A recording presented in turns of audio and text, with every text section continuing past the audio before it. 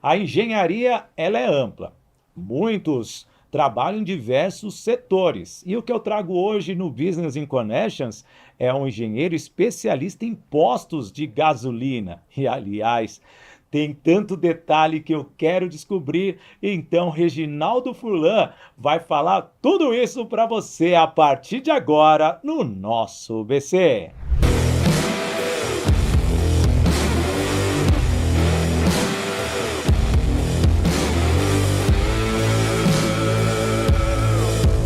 Alô, amigo, alô, amiga, seja bem-vindo, seja bem-vinda. Começando o nosso Business in Connections a partir de agora no meu canal Sidney Botelho, no YouTube, no canal do YouTube do podcast Business in Connections, também no nosso portal IG, no IG Play e no canal do YouTube do IG. Então, hoje o tema é combustível, indiferente, etanol, diesel, gasolina, o que importa é a construção. Como ter um posto de gasolina e também entender como é esse mecanismo. E eu trago um engenheiro especializado nessa área por décadas e vai falar muito.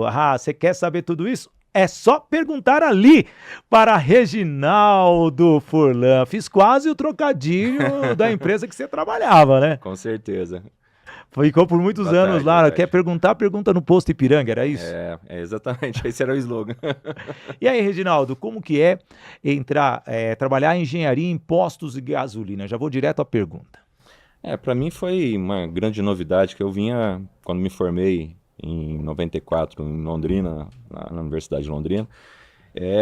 Na faculdade a gente não conhece nada sobre esse setor, digamos assim, né? Porque na engenharia ela prepara num leque bem amplo.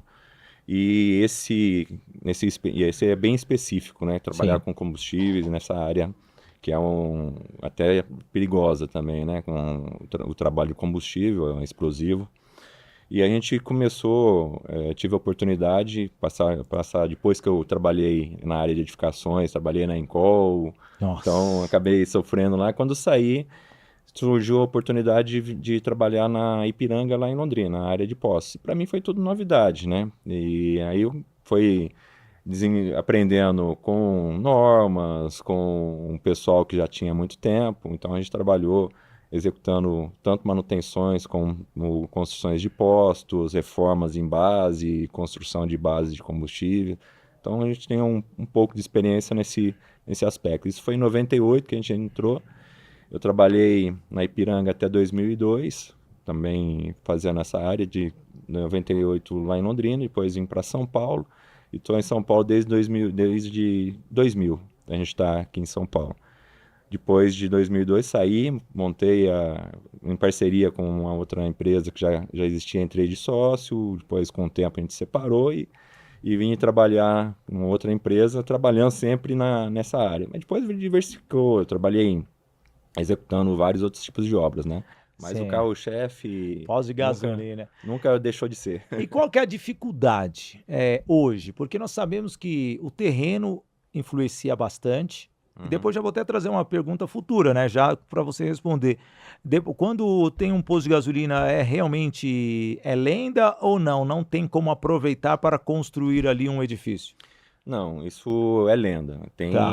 Tem questões ambientais. Você tem que resolver a questão ambiental primeiro para depois executar. Tem aqui na Barra Funda ali mesmo, perto do fórum, Sim. tem um prédio que foi construído ali não faz muito tempo, foi na época da pandemia. Se Tá. você recordava, ali era um posto de combustível da Shell.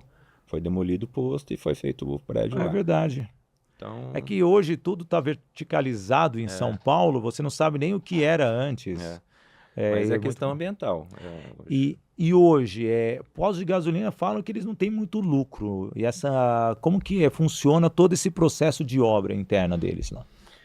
Bom, antigamente, todas as bandeiras, quando o operador ou um investidor trabalharia com uma bandeira que a gente fala são as distribuidoras aí, Sim. tipo Shell, Ipiranga, Shell. Esso. Esso existe ainda? Não, agora virou a Raízen, né, que é dona da marca Shell. Tá. Então só tá com essa bandeira e a BR, né, que Que é da Petrobras. então são as maiores distribuidoras ali. Então, se você tem um terreno e quer construir um posto, Eles verificam a viabilidade, auxiliam na execução dos projetos e tudo mais, e até financia, dependendo do interesse deles e da região, o investimento que você vai fazer para a construção do posto. É lógico que isso atrela um contrato de exclusividade por um período e tudo mais, né? E em várias cláusulas, se você não cumprir, você tem que arcar com os valores, né? Mas era um bom negócio esse investimento. A margem dele hoje, eu acredito que está bem baixa, porque tem muitas distribuidoras hoje aí menores, né? E Sim. muitas bandeiras brancas que a gente chama de bandeira branca quando não pega de uma distribuidora específica, né? E aí acaba acarretando numa queda de rendimento para os operadores. Mas eles têm outras formas aí de arrecadar dinheiro, não só no posto, não só com combustível. Sim. Mas loja de conveniência, troca de óleo, aluguel para outras áreas, né? Outras lojas, Outras né? lojas. Isso cresceu muito nos anos, né, 90, sendo que os postos fechavam. Sim, Você lembra na época que os postos fechavam, aí até às 8, se você não abastecesse, já era. sim. E hoje, teve um período. 24 horas, e aliás, tem postos que se tornam atrações por causa das lojas de conveniências. Você vê as marginais assim, às vezes com os carros tudo ali parado, com o som alto. Quer fazer blitz é só parar na outra esquina, não é É verdade? verdade, tem alguns postos que fazem isso, os points lá, né? Os pancadões. Encontro de carros antigos ou até de motos e tudo mais, acabam marcando um ponto de encontro, né? Nos postos de combustível, nas lojas, nos postos ali. Deixa eu falar rapidinho aqui dos nossos apoiadores, começar com a agência Sou Digital, da nossa Bárbara Fiuza, também da Doco Technology, uma empresa que trabalha com desenvolvimento de sistemas e tem o Bitrix 24, um CRM efetivo para a sua empresa. Também a Toye Produções e Eventos, produzindo os maiores eventos para os treinadores e desenvolvedores comportamentais do Brasil. A Unielas Marcas e Patentes, registrando a sua marca, registrando a sua ideia para que você não seja realmente lesado no futuro. Toye Treinamentos, levando conhecimentos para vocês através do método Agir para Vencer. E se a sua equipe quer, sim, ter um desempenho e aumentar a performance, Toye Treinamentos na sua empresa. E a nossa patrocinadora master, a Voice Training, Escola de Oratória, formação de palestrantes. Mude a comunicação da sua equipe, faça com que o seu executivo tenha uma comunicação eficaz. Voice Training, Escola de Oratória, formação de palestrantes. Seguindo aqui, ainda nessa construção, hoje, você como consultor, quanto tempo é para um posto de gasolina já entrar em funcionamento? Sidney, isso depende muito, mas com todas as licenças, a construção pode demorar até um ano. Um ano? E não só pela construção, mas a parte documental, demora bastante tempo. Tem as aprovações, né? Para você abrir um posto, você tem que partir para as licenças ambientais aí, né? Sim. Então, a prévia, instalação e depois a de operação. E para abrir o posto hoje, a Receita Federal, em função de todos os percalços de combustíveis, de roubos, de falcatruas nessa área, acabou fechando bem o cerco, né? Então, você tem que apresentar toda a documentação, fazer até uma entrevista com você, a Receita, para você ter o seu CNPJ e trabalhar com o posto. Nossa, você traz aqui, né? Quem já assistiu Mad Max, praticamente a moeda de troca era o combustível, você lembra? Lembro. Você é da época do Mel Gibson ainda, né? Pode falar. E da Tina Turner, ô filme bom. E trazendo, o que você trouxe é algo que nós temos muitos hoje, milícias, né? Envolvidas em pós de gasolina. Sim. E mesmo assim, como que faz para vetar? Já que você falou que a prefeitura faz essa entrevista, você sabe como eles... Prefeitura não, a Receita A Federal. Receita Federal, perdão. Receita O Federal. órgão público como um todo. Que eles pegam para ver se você tem realmente da onde vem o seu dinheiro, para Tá. poder, se é legal ou não, para poder você investir. E aí, para você ter a licença da ANP, a licença ambiental, tudo mais, você passa por vários processos. Então, às vezes, pode demorar até um ano para você abrir efetivamente o posto. E hoje, uma média de investimento, quanto que é? Isso é muito difícil de de mensurar, mas a construção sem o terreno ali varia muito do tamanho dele, mas de 1,5 milhão, 2 milhões, 2,5 milhões mais ou menos de investimento para construir isso daí. E você vai precisar de mais pelo menos uns 700 mil reais para capital de giro. Capital de giro. O payback, então, isso daí vem em quanto período, em quanto tempo? Depende da região, né? Depende isso e da estimativa de venda, né? Mas espera-se que até 5 anos, né? Mas, 5 anos? É. Então, hoje, investir em posto de gasolina, a não ser que você já tenha uma rede ou você já tenha ali um histórico, porque é um retorno até muito longo, a longo Sim, prazo. É que se você for pensar só no combustível, mas como Tem as outros outros serviços. serviços, pode ser que esse payback diminua, né?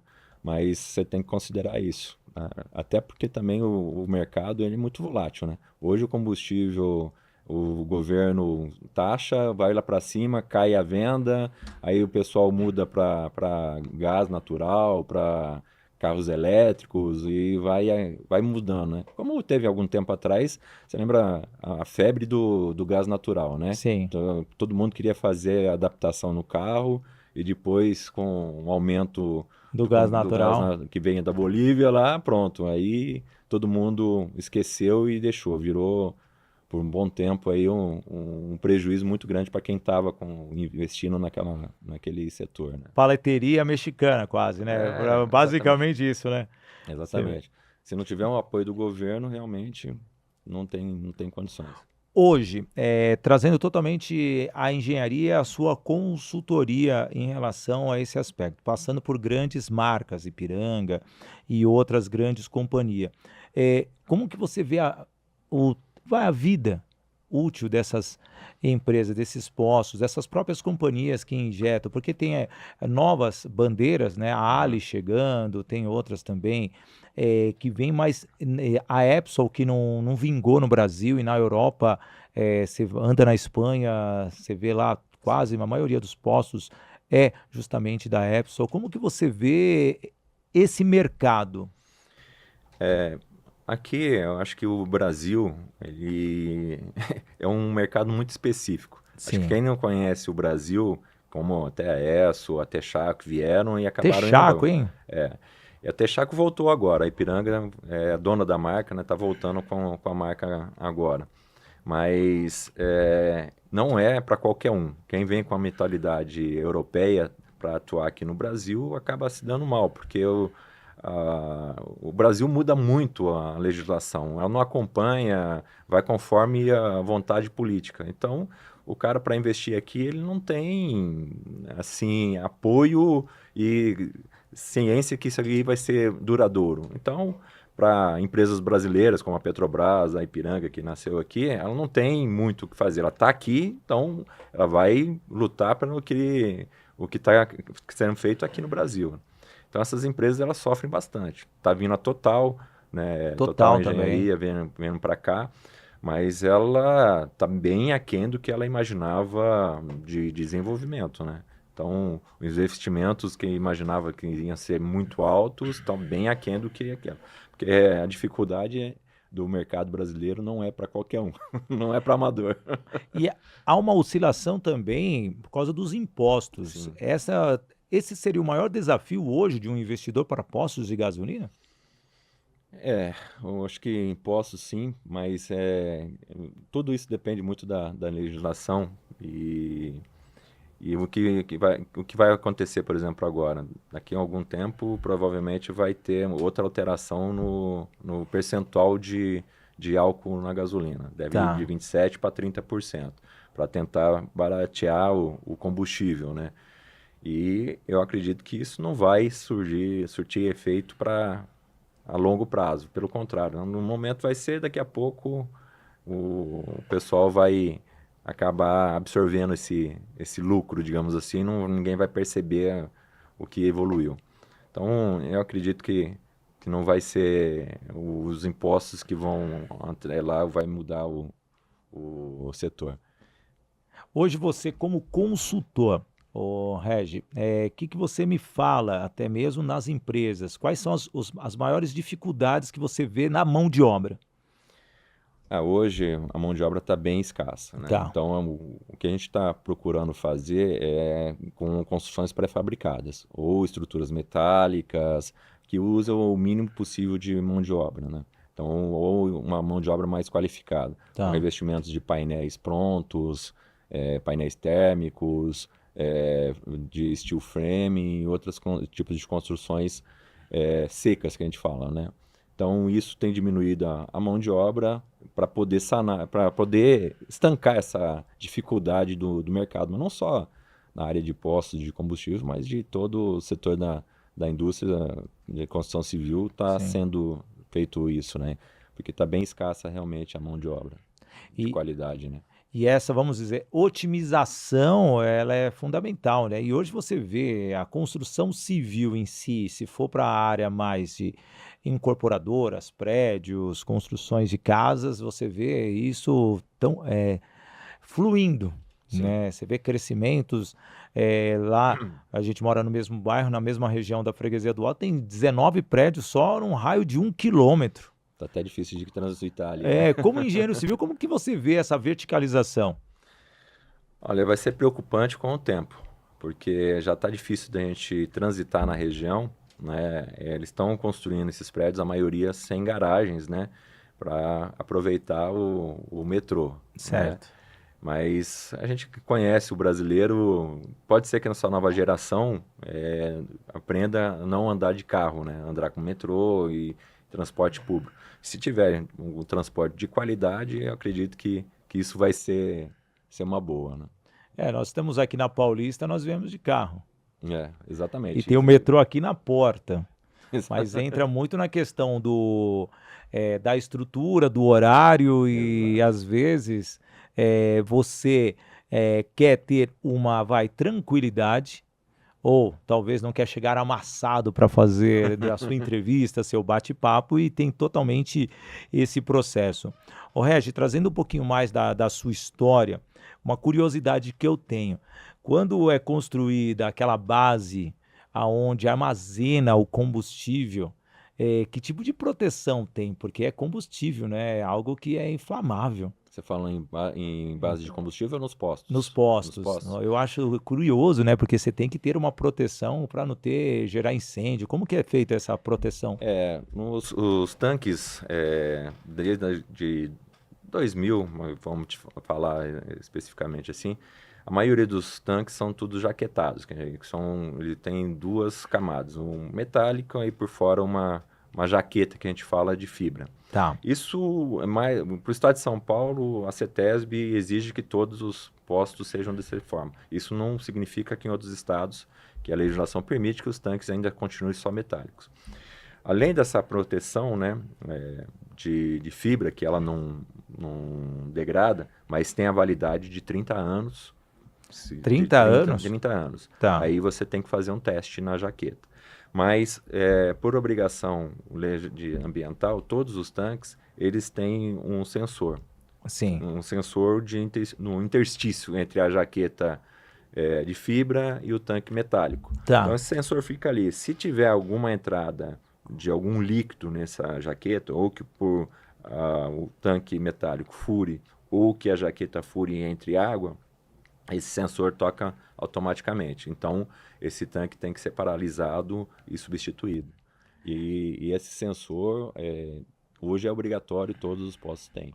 Vamos só ver a manutenção. Por exemplo, correio. Já aconteceu isso com você já? Do que? De ter furado e ter que fazer a manutenção nesse. Como que vocês chamam? Tonel? Tanque mesmo, né? O tanque. E aí tem que parar toda a operação, teoricamente. Olha. Porque tem que tirar todo o combustível. Sim, tem que tirar todo E ainda tem que ver se não vazou para qualquer tipo da região ali. Não, isso. Não acontece. Não, esse vazamento. Não, porque ele fica contido na jaqueta. A jaqueta, se porventura ela estourar, ela imediatamente já mostra uma entrada de água logo no início. A gente já teve casos desse tipo. Mas aí é tirar o tanque. Tirar o tanque. Mas depois de instalado, o tanque ele é de fibra, certo? Metálico revestido de fibra. É. Mas para furar é impossível. Por que furaria? Por exemplo, na instalação, Eu estou fazendo aqui uma sim, sim. pergunta meio leiga, que eu acho que muitas pessoas nem entendem como funciona isso. Por isso que eu também tem a garantia, digamos assim, de fábrica de 30 anos, né? Tá, A jaqueta, ela pode, como é de fibra, ela pode, na instalação, ser danificada. Ou você instala sobre rocha, ou alguma coisa pontiaguda que possa de perfurar e estar... Como se fosse uma piscina, você enfiar um pedaço de ferro, alguma coisa e danificar. Isso na hora que você instala, antes de colocar combustível, ela já vai apontar. Então, antes de você colocar combustível, você já está sabendo que danificou a jaqueta. Ou você tira, ou tem uma possibilidade de fazer um revestimento interno. Mas aí você já perde a garantia, ganha ali vida útil no produto, mas perde a garantia. Geralmente, troca esse tanque, leva-se para a fábrica, faz um reparo. e aí o posto fica com aquele buracão ou já traz um outro e já coloca no lugar? Tem que fazer em sintonia, já tirar um e colocar outro, né? Nossa, Principalmente se for um posto que já esteja em funcionamento. Né? Nossa, que legal, cara. É a curiosidade, que muitas pessoas não entendem isso, né? As pessoas pensam que é só lá chegar, conversar com o frentista, colocar, pagar e ir embora. Mas toda essa engenharia ela é muito interessante. Trazendo um pouquinho mais dessa sua vivência, qual foi o seu maior desafio para implantar assim um posto de gasolina?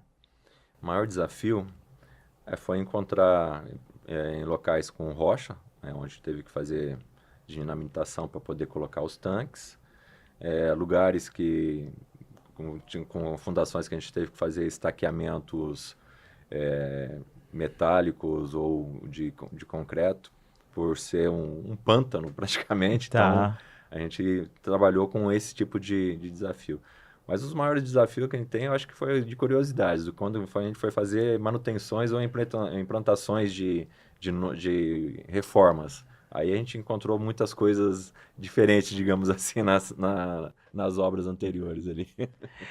Eu rodo muito, né? Aliás, eu vou até pedir para você falar um pouquinho mais perto do microfone aí para nós. Eu rodo muito. E eu vejo as estradas, tem muito espaçamento de um posto para o outro. Falta concessões, falta investimento. Por que tem esse distanciamento de postos? Tem rodovias que a cada 5, 6 quilômetros tem um super posto de gasolina com um super restaurante e tal, uma super rede. Por que não tem muitos, principalmente em algumas cidades? Você desce para o Paraná, que você é lá de Londrina, realmente você vê poucos postos de gasolina. Tudo bem que tem uma serra, mas mesmo assim são poucos. Como que é essa estrutura e essa distribuição ou aquisição desses terrenos? O estudo de viabilidade, né? Tá. O fluxo, ver qual o distanciamento entre um posto e o outro, se vale a pena o investimento. Principalmente em rodovia, os investimentos são muito mais altos, né? Tá.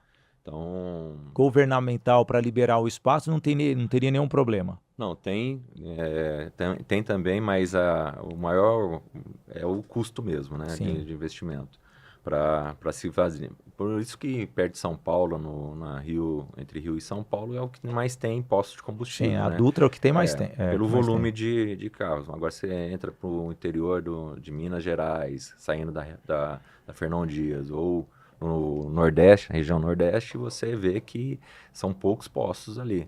E alguns até capenga, porque realmente não tem infraestrutura ali que gere um volume grande de tráfego, né? Muito legal. Deixa eu falar da Voice Training para você, escola de oratória, formação de palestrantes. Olha só, você quer ser treinador, você quer ser palestrante, levar o seu conhecimento. Olha só que aula está dando o Reginaldo Furlan aqui para nós, falando de postos de gasolina. Imagine ele num palco. Então são executivos como você que a Voice Training treina e forma, fazendo com que você eleve ainda mais o seu conhecimento e leve o seu conhecimento para a maior quantidade de pessoas. Então, QR Code na tela para que você possa ter totalmente essa estrutura para se tornar um treinador e um palestrante. E você tem uma empresa, quer melhorar a comunicação do seu time, a comunicação do seu executivo, também os treinamentos in company da Voice Training, Escola de Oratória, Formação de Palestrantes. E aí, vamos mudar a comunicação da sua empresa? Voice Training é a nossa patrocinadora oficial master aqui no Business in Connections. Reginaldo, e hoje, a vida de consultor, como que estão assim as negociações com as empresas? Você acha que é fácil empreender ou tem a dificuldade mesmo que tanto as pessoas falam? Não, hoje o mercado está bem restrito, não se está investindo tanto, né? Eu acredito que seja de momento, daqui a pouco vai se mudando. E a gente está percebendo uma transição ali, né, na parte de postos de combustíveis, que eles estão deixando de ser postos de combustível, mas postos de abastecimento, independente do tipo de produto. Tá. E eles estão partindo para carros elétricos. Então, os postos de combustíveis estão também tendo pontos de abastecimento de carros elétricos aí, né? Que é a tendência pelo que a gente está vendo, né? E como que você vê essa mudança de cultura no Brasil? Nós que somos lá de uma geração bem diferente. Nem eletricidade às vezes a gente tinha em casa. É verdade. Eu vejo com bons olhos. Isso é uma tendência natural nossa de evolução, né? Não sei se elétrico vai ser todos, mas a gente vai ter uma gama muito grande. Daqui a pouco, de repente, tem até carros a água funcionando mesmo, hidrogênio, células de hidrogênio. Então vão ter várias opções aí para combustíveis. E os postos de gasolina hoje eles estão se adaptando e tem a facilidade da energia solar, Sim. porque ele se torna uma distribuidora de energia. E será que vale a pena os postos entrarem nessa engenharia? Aqui no estado de São Paulo, nem tanto, mais para o interior, sim. Na cidade de São Paulo, digo, nem tanto. Mas no interior e principalmente no Mato Grosso, no Nordeste, vários postos acabam sendo seus geradores de energia para si e vendendo até para as concessionárias. Aproveitando as áreas, né, de cobertura, já prevendo a incidência solar para gerar energia para eles mesmos. E quem sabe daqui a um tempo não gera energia para os carregadores de automóveis também. É a tecnologia, deixa eu falar com você de casa rapidinho. É a tecnologia que faz com que um simples momento que é a oportunidade de ter um negócio de energia solar conectado com um posto de gasolina que não somente combustível tem que se adequar aos desenvolvimentos dos carros, que hoje é uma realidade. E muitas vezes, talvez, esta ideia, essa forma de pensar tem que ser feito um planejamento, como se adequar a esta realidade. Mesmo no setor onde há muito conservadorismo, você tem que entender que as novidades vêm para ampliar o seu negócio. Então, se adequar, estar atento, ter totalmente a facilidade de interpretar e gerar o que? Soluções para o seu cliente, e esse é o maior objetivo que as pessoas esperam de você como empresário. E voltando aqui, né, Reginaldo, e hoje, como que você vê a tecnologia que temos hoje, por exemplo, a inteligência artificial, tem como adequar nos postos de gasolina ou não?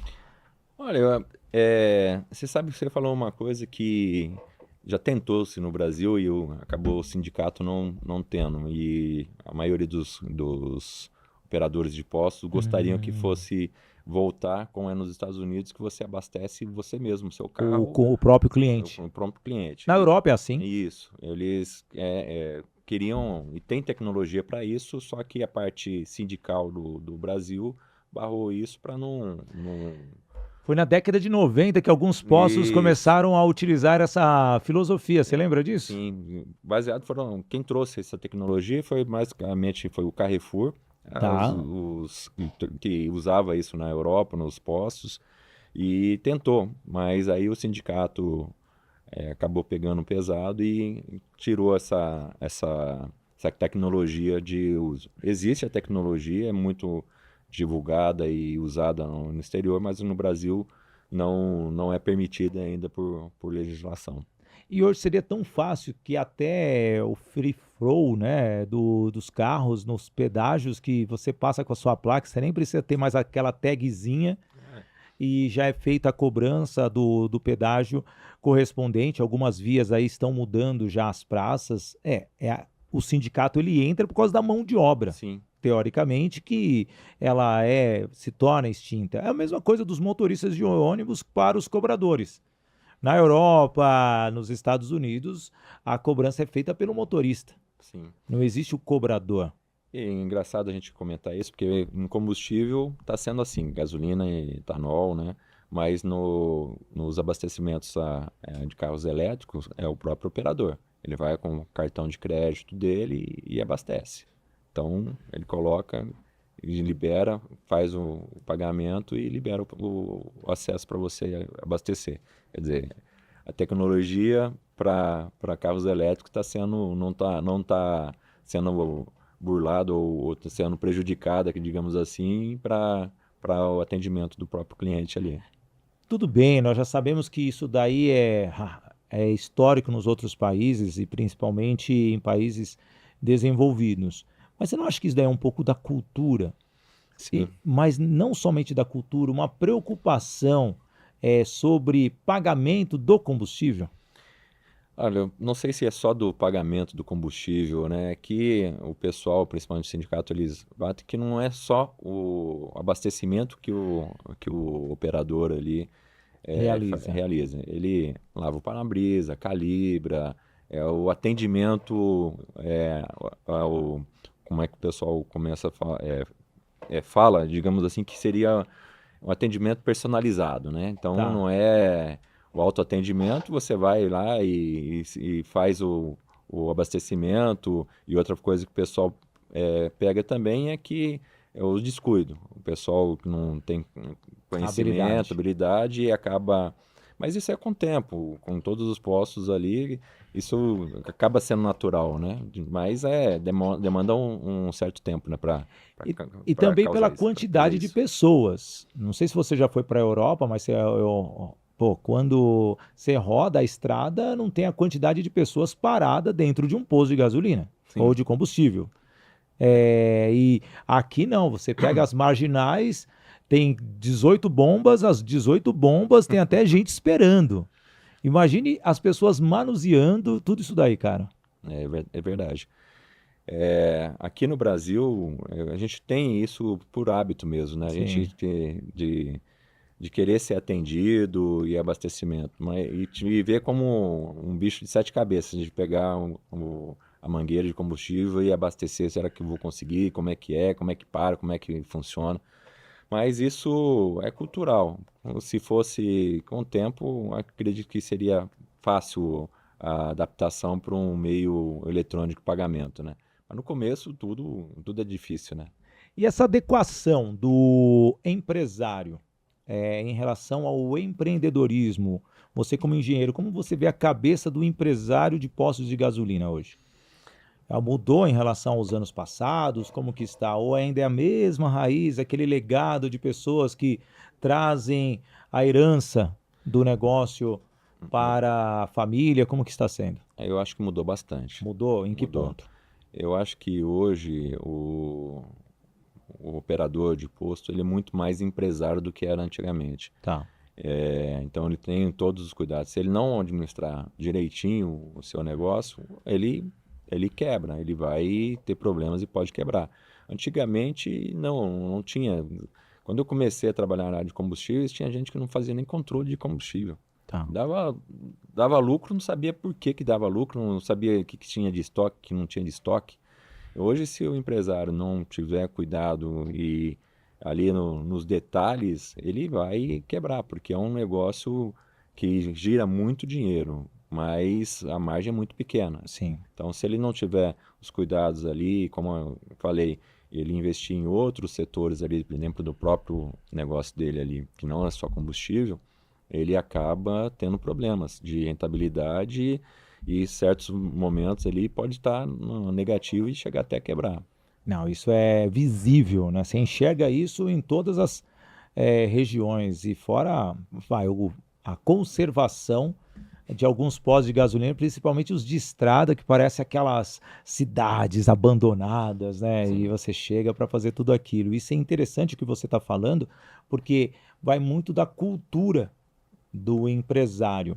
E ainda na parte de consultoria, hoje, qual que é a melhor região para se investir? em pós de gasolina. Você já fez esse estudo, essa viabilidade? Ainda é a região de São Paulo, que é o Tá. maior fluxo de pessoas, né, e de automóveis. Então, para combustíveis é a região de São Paulo, ainda é a maior. E uma curiosidade que me bateu aqui, tem muito furto de combustível por parte de funcionários? Hoje nem tanto. Mas já teve no Já teve no passado. passado, sim, justamente porque não tinha assim, o controle de combustível. Tá, Hoje, todo o empresário ele tem o sistema eletrônico de controle de combustível. tá. Chegou o combustível, eletronicamente há uma régua dentro do tanque que ela já faz a aferição e mantém, saiu o combustível, entrou combustível, ela já vai fazendo o controle direitinho. Então ele faz o balanço, não tem risco de ter roubo. Ter prejuízo no controle Não. de estoque. Não. Às vezes acontece de um roubo ou outro ali de funcionário na aferição de um tambor, mas em pouco tempo, se o empresário tomar cuidado, ele vai tá vendo onde que está saindo isso daí. Não, é muito legal perguntar, né? Porque, cara, lá atrás era até aquele marcador mecânico. Sim, Hoje não, hoje praticamente é o que eu falo, hoje é tudo digital. Você paga pelo tagzinho do controlador, da mesma empresa de pedágio. Então, aí você faz a assimilação da marca, tá bom, gente? Não vou fazer merchandising de ninguém aqui, não, que eu não tô hoje nessa daí não vai valer a pena, não. Mas o que eu quero dizer é justamente esse controle digital. Hoje você vê os postos e o empresário com a cabeça aberta para esta tecnologia ou não? sim, se ele não tiver aberto, ele é melhor não entrar. Mas você que implantou em vários, como você vê o interiorzão, aquele pessoal mais, vamos dizer, rústico, mas nós sabemos que muitas vezes aquele cara que vai levando com mais tranquilidade. Tudo bem que eu vejo o agro hoje é mais tecnológico do que muitas empresas de tecnologia. Sim. Mas ainda você roda nos interiores de São Paulo, principalmente de Minas, ali, Espírito Santo, você vê ainda uma falta de estrutura nesse ponto. Como que você vê tudo isso daí nas suas consultorias da vida? Bom, esses tem ainda muito, principalmente como você comentou no interior, que ainda tem alguns que brigam com a tecnologia. São Tá, poucos, né? Mas existem. Esses ali é que ele mesmo, a família mesmo é que operam. Então, tá. geralmente é isso, não tem muitos funcionários, é um ou outro funcionário de confiança que já está há muito tempo, e a própria família é que toca o negócio. Então, os riscos ali, digamos assim, de furtos ou roubos é bem controlado, digamos assim. Mas são poucos, a maioria, se você trabalhar na região de São Paulo aqui, não tem como ser diferente de tecnologia. Se você fugir da tecnologia, você vai ter uns prejuízos muito grandes. Eu falo muito de conexões aqui, Reginaldo. E, obviamente, o seu setor, principalmente de consultoria, hoje está nichado em pós de gasolina. Cara, como que é empreender num setor que já é nichado por tradicional, ainda mais numa das funções que não é tão operacional, mas sim é na criação, porque você chega na criação. Sim. Como que é? Como que está sendo essas conexões? Como está sendo essa busca de clientes?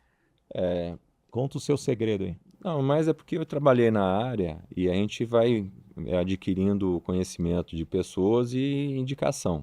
Um vai indicando para o Pô, outro. esse é o melhor Isso caminho que para quem é nichado. é, esse é o segredo. Não tem segredo que não seja um bom trabalho e alguém indicar você para executar o outro trabalho.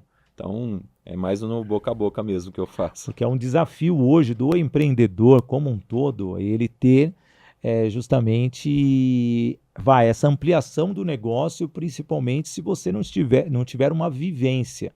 Sim. E a vivência ela é muito importante para o desenvolvimento como um todo do business, né? E a engenharia, como que você vê a engenharia atual? Eu estou sempre lá no Instituto de Engenharia, no Sinduscom também, na parte de construção civil, mas como que você vê a engenharia, as universidades formando os engenheiros? Bom, hoje a engenharia, a arquitetura, ela está bem digital, né? A gente Tá, está vendo um desenvolvimento muito grande nessa área. Eu acho que está pecando um pouquinho num aspecto que a gente desenvolveu lá atrás, quando a gente fazia a faculdade, que a universidade fazia você pensar. Tá. Eu acho que hoje muitos estão esquecendo desse detalhe, que a engenharia tem que se pensar, não pegar um negócio pronto e utilizar, mas saber como está utilizando e por que está utilizando. Eu acho que está pecando nesse aspecto. Por que eu falo isso? A gente pegou alguns estagiários para trabalhar na área de engenharia, conhece muito de tecnologia, conhece muito de programas e tudo mais. Mas quando você vai para alguma coisa básica, me levanta na mão essa área aqui. E coisas que a gente aprendeu não foi na engenharia, foi lá Na prática. na prática, não, lá no ginásio, antigamente no ginásio. Nossa. A gente aprendia como calcular a área.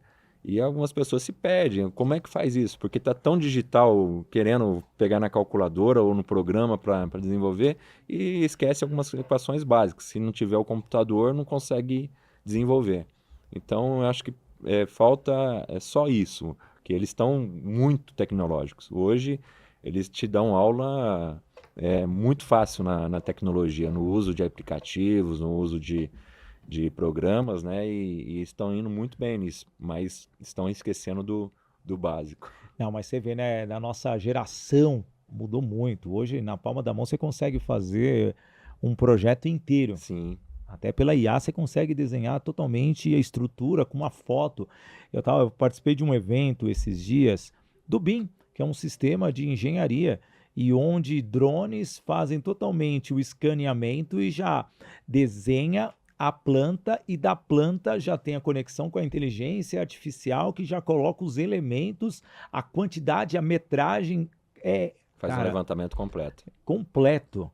E fora ainda, que eu estava acompanhando esses dias também, no mesmo congresso, que eu estava apresentando esse congresso, e ali o mecanismo para identificar tubulações rompidas e sem precisar quebrar somente pelo escaneamento. Eu acho essa nova tecnologia, pô, sensacional, que na nossa época você teria que ficar ali mapeando. Sim. Quantas fibras eu tive que fazer fusões, e a gente, pô, onde rompeu essa fibra? Tem 3 quilômetros de fibra agora.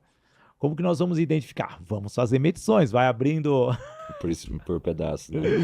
Mas pedaço por pedaço. o BIM que você falou, essa é uma tecnologia que veio para ficar. Sim. Porque hoje a gente consegue desenvolver os projetos e fazer todos os intercâmbios, projeto hidráulico, elétrico e todas as interferências. Então você consegue ver antes de construir o que vai ter de interferência, onde tem interferência, e resolver isso antes de você. Que antes a gente executava, descobria alguma interferência e resolvia na hora. Hoje no BIM você consegue ver tudo. Faz tudo em 3D e executa tudo. Não, já te dá a resposta. Deixa eu falar rapidinho aqui dos nossos apoiadores, caminhando já para a reta final do nosso Business in Connections, e justamente começar com a agência Sou Digital, da nossa Bárbara Fiuza, que gerencia e administra todas as contas do grupo Sidney Botelho. Também a Doco Technology, uma empresa que trabalha desenvolvimento de sistemas, personalizando sistemas, principalmente o CRM Bitrix 24.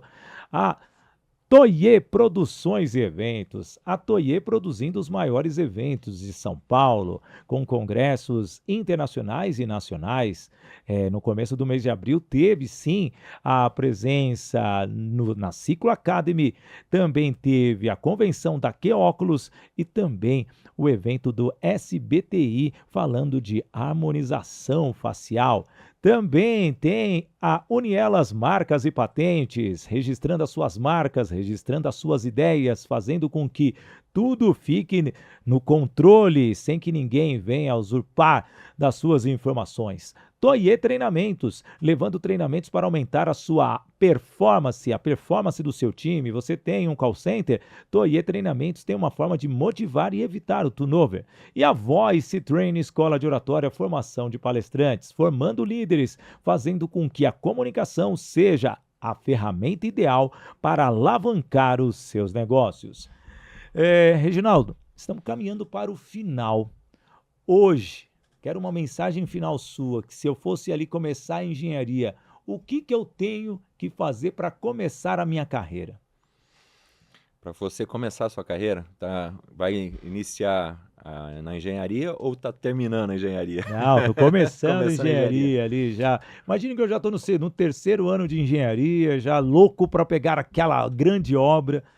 E aí, o que você fala para nós? É um setor que a engenharia é um setor que realmente ele empolga bastante, porque você te dá um leque muito grande de possibilidades, né? Então, é gratificante uma profissão assim que não tem uma, digamos assim, não é uma cotidiano.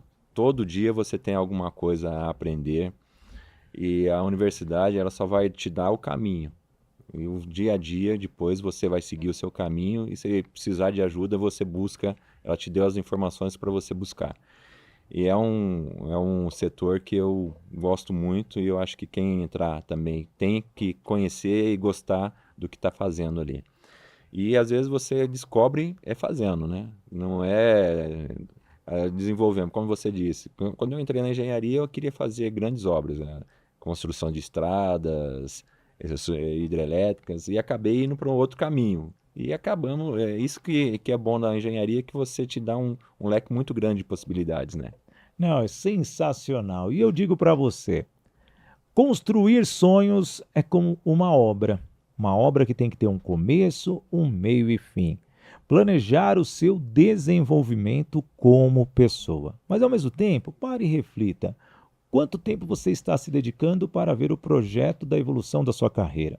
Quanto tempo você está reservando para você ali planejar a sua vida? Ah, e quando você já tem um companheiro e uma companheira, quanto tempo vocês estão juntos, planejando, definindo realmente os projetos de vida? Tudo isso vem numa linha de quê? Da sabedoria, da inteligência emocional, uma forma de você saber que isso depende de você e se você tiver agregados ou pessoas conectadas a você como um todo, você vai conseguir sim chegar no resultado final. E é assim que eu espero, com o nosso Business in Connections, trazer essa conexão, uma conexão única através de um amigo, onde ter um conhecedor de postos de gasolina não estava ali no meu dia a dia. Mas aqui eu quero mandar um abraço ao grande Milton Oliveira Mesquita, ele que cuida da nossa beleza, um barbeiro. Só que ele tem vergonha da câmera, então ele mandou um engenheiro para falar comigo. Um grande abraço a você, faço totalmente esse agradecimento. E são dessas conexões que você pode encontrar em lugares involuntários, isso. Do nada pode ter uma pessoa que pode alavancar o seu negócio, você alavancar o negócio daquela pessoa. Tudo depende do que você realmente deseja e o que você oferece para as pessoas. Porque basta um sorriso, basta o que uma palavra você pode mudar a direção de todos. E é assim que está sendo o Business in Connections. Aqui no meu canal do YouTube Sidney Botelho, que eu peço para você se inscrever, também no podcast Business in Connections no YouTube, no portal WIG, no WIG Play e no canal do YouTube do WIG. E eu, Sidney Botelho, sei que a cada dia trago uma pessoa aqui diferente, com um conhecimento diferente, e é justamente esse conhecimento que eu quero que você guarde, armazene e multiplique. E como eu gosto sempre de dizer, viva o momento com coragem e coração. Valeu, gente! Até mais! Tchau, tchau! Tchau, tchau.